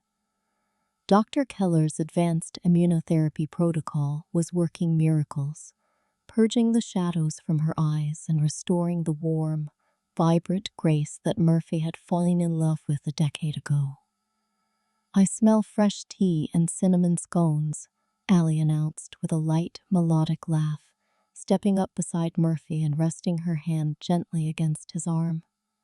"And I suspect my favorite artist and my stubborn husband are avoiding their afternoon reading lessons again." "We were not avoiding anything, Mom," Lily protested playfully, though a bright, infectious smile broke across her small face as she looked up at her mother. "We were discussing high-level artistic strategy and international color theory." "Is that what you call it?" Allie teased, leaning down to press a loving kiss against the top of her daughter's golden curls. "Well, your strategy smells delicious because Mrs. Alvarez just brought a fresh batch up from the main kitchen, and they are waiting for us on the terrace." Moments later, the three of them stepped out through the French doors onto the sprawling stone terrace overlooking the lush, secure gardens of the estate. The autumn wind carried the sweet scent of fallen leaves and warm pastries, mixing with the distant, peaceful hum of the city across the water. There were no bodyguards standing within 10 feet of their table, no encrypted radios buzzing with emergency alerts, and no hidden snipers tracking imaginary threats. For the first time in her young life, Lily was experiencing what it truly meant to be a child, unburdened by survival, untouched by poverty, and completely surrounded by love. She sat between her parents, nibbling on a warm cinnamon scone while pointing out a flock of migrating geese cutting across the pale blue autumn sky. Murphy watched Allie laugh at something Lily whispered into her ear, a deep, abiding peace settling into the very marrow of his bones. He had spent decades building a fortress of fear, believing that power and bullets were the only currencies that mattered in a corrupt and unforgiving world. He had been catastrophically wrong. The true power, the only power that could ever truly save a man's soul, was sitting right beside him, wrapped in a yellow cardigan and a small girl's innocent laughter. As the sun began its slow descent toward the western horizon, painting the clouds in magnificent brushstrokes of gold and crimson, Murphy reached across the table. He placed his large, scarred hand over Allie's slender fingers, and she immediately turned her palm upward to interlace her fingers securely with his.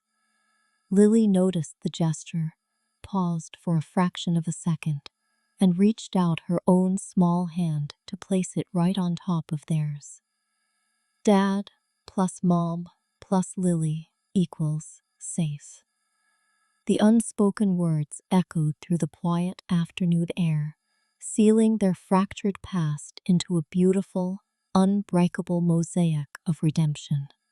The war was over, the ghosts had been laid to rest, and the future stretched out before them like an open canvas, waiting to be painted with peace, laughter, and endless love. And yet, deep down, Murphy knew that true peace required eternal vigilance, a silent promise written in the blood of his past that he would never allow any darkness to touch their lives again. He looked out across the river toward Manhattan, watching the glittering towers light up one by one as dusk settled over the metropolis. The city was vast, chaotic, and forever dangerous. But here, inside this sacred sanctuary of family, they were untouchable. "What are you thinking about, Murphy?" Allie asked softly, noticing the distant, reflective look in his dark eyes as the evening chill began to settle around them. "I was just thinking," Murphy replied, wrapping his arm around her shoulders and pulling her closer while his other hand rested protectively on Lily's head. "I was thinking that the best investment I ever made in my entire life didn't cost a single dollar. It only cost a little courage, a brown paper bag, and a small hand reaching out in the rain." Lily smiled, leaning her head against his chest as the first bright stars began to twinkle in the darkening sky above the Moretti estate. The crisp autumn breeze carried the distant, rhythmic chime of a church bell across the sprawling grounds of the Moretti estate as twilight settled over the river.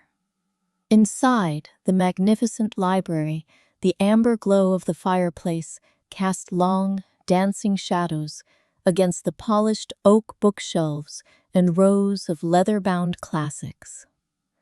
Lily Carter sat cross-legged on the plush Persian rug near the hearth, carefully organizing her collection of colored pencils into their carved wooden box. Her movements were unhurried, reflecting the deep, abiding sense of security that had finally taken root in her young, resilient soul. A few paces away, Murphy Moretti stood by the floor-to-ceiling glass doors, looking out over the private gardens where the first evening shadows were lengthening. Though the war with Victor Russo was a faded memory and the immediate threats had been permanently neutralized, a king of the underworld never truly forgets how to watch the gates. Yet tonight, his vigilance was tempered not by paranoia, but by the quiet, overwhelming responsibility of a father who had finally found his true purpose. The heavy oak door swung open with a soft click, and Allie entered the room carrying a small tray of warm milk and honey for their daughter before bedtime. "It's getting late, my little artist," Allie said gently, kneeling down beside Lily and brushing a stray golden curl from her bright, intelligent eyes. "I know, Mom," Lily replied, closing her wooden pencil box with a satisfying click and standing up to stretch her small arms toward the ceiling. "But I wanted to finish one last thing before I went upstairs to my room." "And what masterpiece could possibly demand your attention at this hour?" Murphy asked, turning away from the window with a warm, indulgent smile. Lily walked over to her desk, picked up a clean sheet of heavy drawing paper, and held it out toward her father with both hands. Murphy stepped forward, taking the paper with careful, reverent fingers, his dark eyes scanning the intricate lines drawn in fine graphite and soft pastel colors. It was not a landscape of the river, nor was it a portrait of the limestone mansion or the weeping willows swaying in the autumn wind. Instead, it was a detailed drawing of the chaotic, bustling intersection of Fifth Avenue and 53rd Street under a heavy, pouring rain. In the center of the pavement, a tall man in a ruined black suit was shown collapsing, while a tiny figure in a yellow dress knelt beside him with a flip phone. Above them, written in neat, careful block letters that looked remarkably mature for a 6-year-old, were the words, "The day we met." Murphy's breath caught sharply in his chest, a thick wave of emotion swelling so powerfully behind his ribs that he momentarily lost the ability to speak. He remembered that day with terrifying clarity. The sudden tightness in his chest, the black pavement rushing up to meet him, and the cold, uncaring crowd that walked away. He remembered the feeling of absolute, lonely defeat as his multi-billion-dollar empire faded into a blur of meaningless asphalt and indifferent strangers. And then, out of the indifferent storm, a small, steady hand had touched his shoulder, and a brave little voice had asked, "Mister, are you okay?" "You remembered," Murphy whispered hoarsely, his rough thumb tracing the delicate lines of the pencil drawing as moisture welled up in his dark eyes. "I could never forget," Lily answered simply, her deep blue eyes reflecting the flickering amber light of the fireplace with profound, unshakable loyalty. "That was the day I found my dad, even if I didn't know it yet." Allie stepped closer, wrapping her arm around Murphy's waist and resting her head against his shoulder as she looked down at the paper between them. A single tear escaped Allie's eye, sliding quietly down her cheek before she smiled through the residual sorrow of a past they had finally conquered. "That little girl in the yellow dress saved us all, Murphy," Allie murmured softly, her voice trembling with a mixture of immense gratitude and enduring love. "She saved you from the dark. She saved me from despair. And she brought our broken family back together under the only roof that truly matters." Murphy turned her head, pressing his lips gently against Allie's temple before dropping his gaze back to his daughter with fierce, protective devotion. "I am going to frame this," Murphy declared with absolute finality, his voice ringing with the quiet authority that had once terrified the entire criminal underworld. "It will hang right above the fireplace in the main hall, so everyone who ever enters this house knows exactly where our true strength comes from." "Even the men in the black suits?" Lily asked with a mischievous, innocent sparkle in her dark blue eyes. "Especially the men in the black suits," Murphy chuckled deeply, scooping his daughter up into his arms and lifting her effortlessly into the air. Lily laughed out loud, wrapping her arms tightly around his neck as Murphy spun her around once in a joyful circle that shook off the last ghosts of their dark history. "All right, young lady, bedtime negotiations are officially closed," Allie announced playfully, stepping forward to gently pry her daughter out of Murphy's arms. "Up the stairs, brush your teeth, and pick out a storybook. Your father and I will be up in 5 minutes to tuck you in." "Okay, Mom," Lily agreed happily, dropping a quick kiss on Murphy's cheek before turning and skipping lightly toward the grand staircase. They watched her disappear around the carved wooden banister, the sound of her canvas slippers fading softly into the quiet serenity of the upper hallway. For a long moment, Murphy and Allie stood alone in the grand library, surrounded by the warm embrace of the fire and the silent testimony of a remarkable child.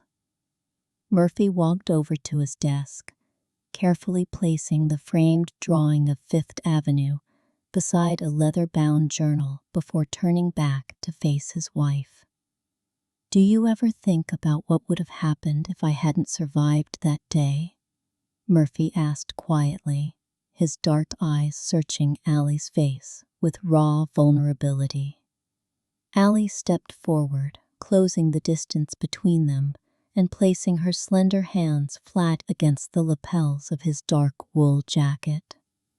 "I don't need to think about what didn't happen, Murphy," Allie replied steadily, looking straight into his eyes with unshakable conviction.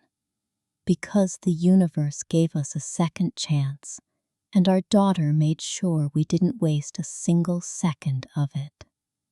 Murphy smiled, wrapping his arms around her waist and pulling her flush against his chest in a deep, sheltering embrace. "You're right," Murphy whispered against her hair, breathing in the familiar, comforting scent of lavender and clean linen. "The past belongs to the shadows, but tomorrow belongs to us." Upstairs on the third floor, past the long, art-lined corridors and the silent guards standing watch in the amber light, a little girl lay in her wide canopied bed.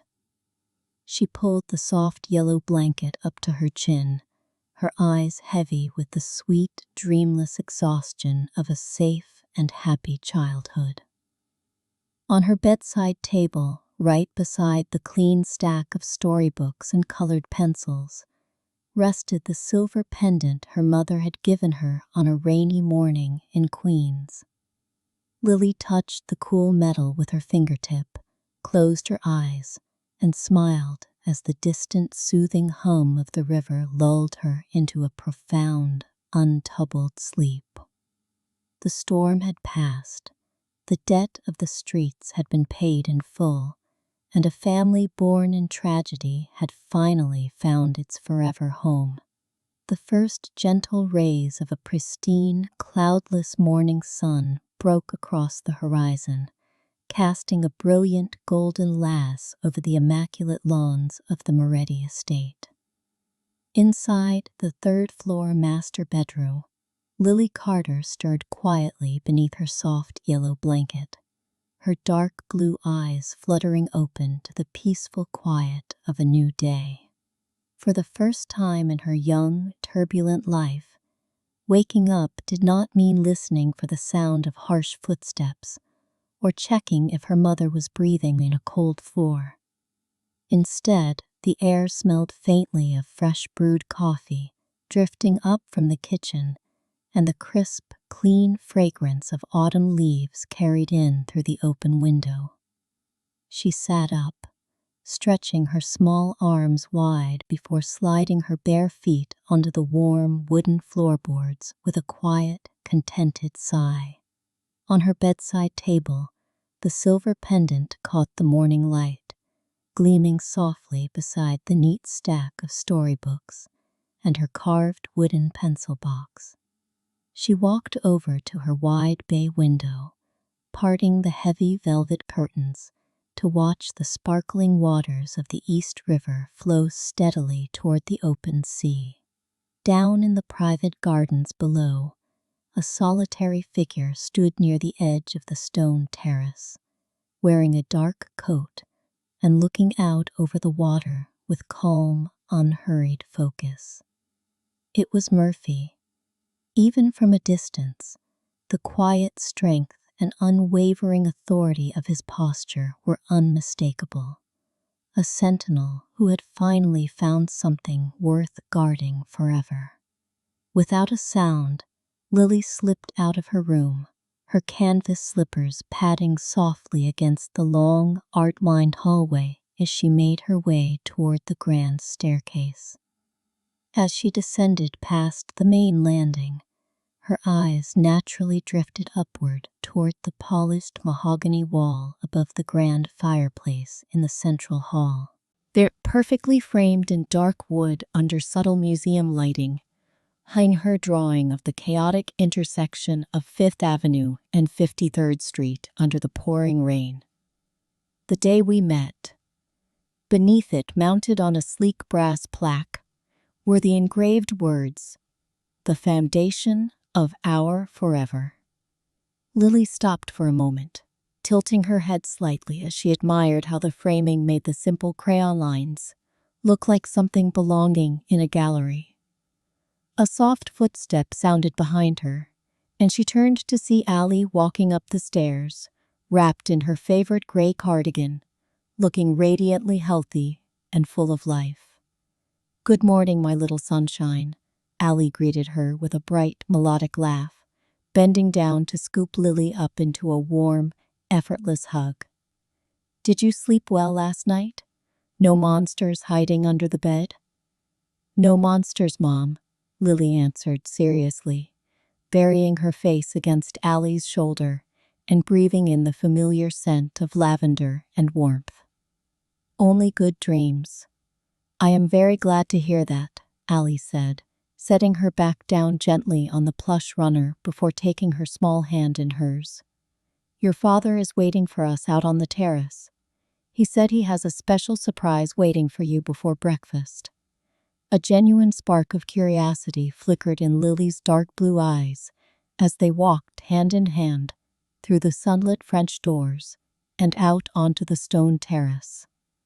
The morning air was crisp and refreshing, carrying the sweet scent of blooming chrysanthemums and the rich, inviting aroma of freshly baked pastries and hot cocoa. Murphy turned around at the sound of their approaching footsteps, a wide, breathtaking smile breaking across his stern face that completely transformed his appearance. He wasn't wearing his tactical vest, nor was he carrying the heavy automatic pistols that had once been as natural to him as his own skin. Instead, he wore a simple, dark sweater and gray slacks, looking less like an underworld king and more like an ordinary, deeply devoted father. "Good morning, artist," Murphy said warmly, walking forward to kneel down so he was eye level with his daughter. "Did you sleep well in your kingdom?" "I did, Dad," Lily replied, her serious expression melting into a rare, radiant smile that mirrored the golden sunlight dancing across the river. "Mom said you have a surprise for me."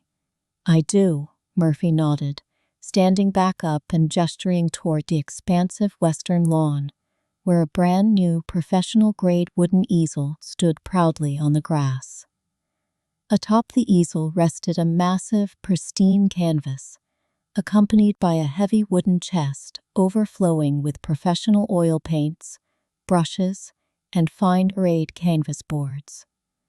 "I noticed that your desk upstairs was getting a little too small for all the big ideas floating around in your head," Murphy explained gently, resting his hand on her shoulder. "So I had the grounds crew set up an outdoor studio just for you. You can paint the river, the sky, and whatever else your imagination decides to build." Lily stared at the magnificent setup in absolute stunned silence, her breath catching in her throat as she realized the sheer scale of the gift. On Sutter Avenue, a single sheet of paper and a broken pencil had been treasures to be guarded with her life. Here, an entire world of artistic creation lay waiting at her fingertips. She looked up from the easel, her dark blue eyes liking onto Murphy's face, reading the deep, unconditional love written in every line of his expression. Without saying a word, Lily stepped forward and threw her arms around Murphy's waist, burying her face against his sweater and holding on with all her might. Murphy's arms came around her instantly, lifting her effortlessly into the air as a profound, overwhelming wave of gratitude washed over his soul. Allie watched them from the edge of the terrace, her hands clasped tightly over her heart, a soft tear of absolute happiness glistening in her eye. "Thank you, Dad," Lily whispered softly against his ear, her voice trembling with a pure, unadulterated joy that words could never fully capture. "Thank you for coming back when you fell down. Thank you for being brave enough to save me when the whole world just walked away," Murphy whispered back, pressing a tender kiss against her golden hair. The autumn wind rustled the leaves of the weeping willows, carrying their laughter across the manicured lawns and out toward the endless, sparkling waters of the river.